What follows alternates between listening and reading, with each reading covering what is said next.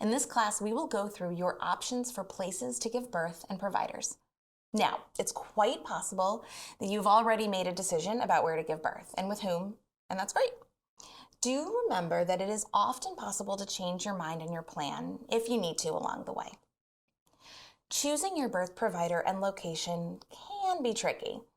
Well-intentioned people in your life may start to give you advice about what you should do for your birth. So to the extent that you can, try to tune that noise out and listen to your head and heart. Ultimately, this is your birth, and you have to do what feels right for you.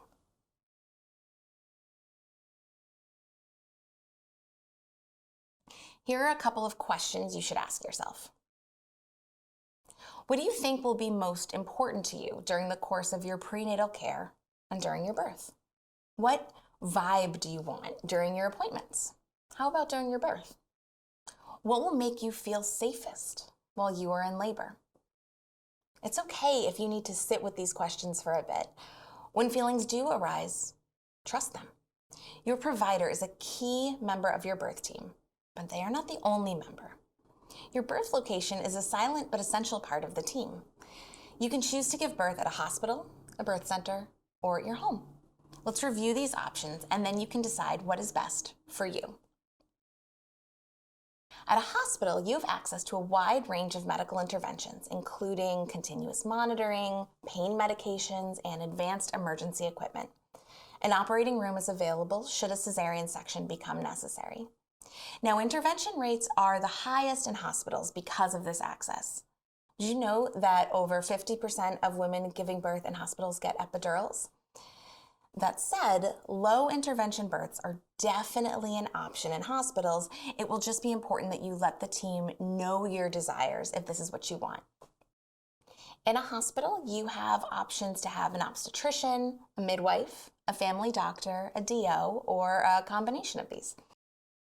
You may want to consider having a hospital birth if you have a chronic medical condition that may require special monitoring or support during labor, if your pregnancy is high risk, if your baby will likely need immediate after-birth care in a neonatal intensive care unit, also called a NICU, if there is a high likelihood that you will need to have a cesarean birth, or if you are having a planned cesarean, if you know that you would like the option to have an epidural, or if it's the only option covered by your insurance.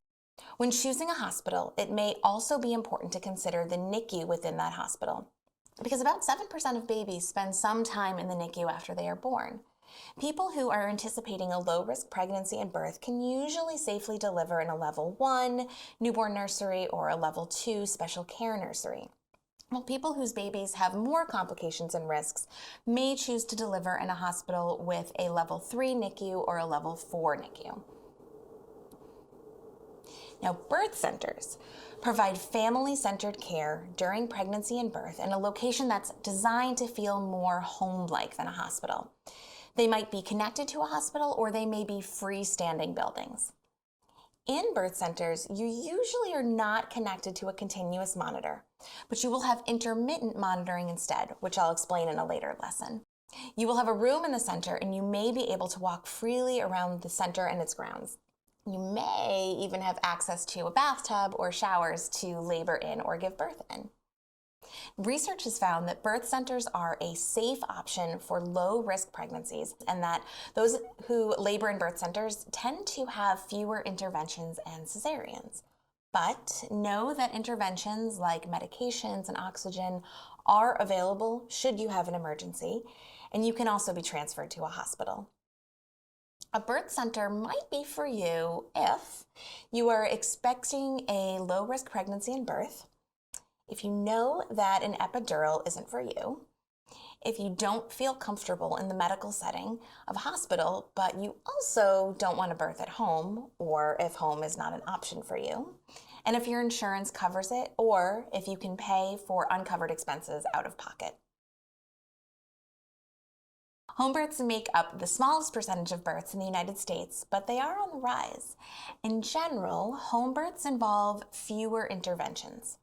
A home birth might be for you if you have a low-risk pregnancy, You know that you do not want pain medication.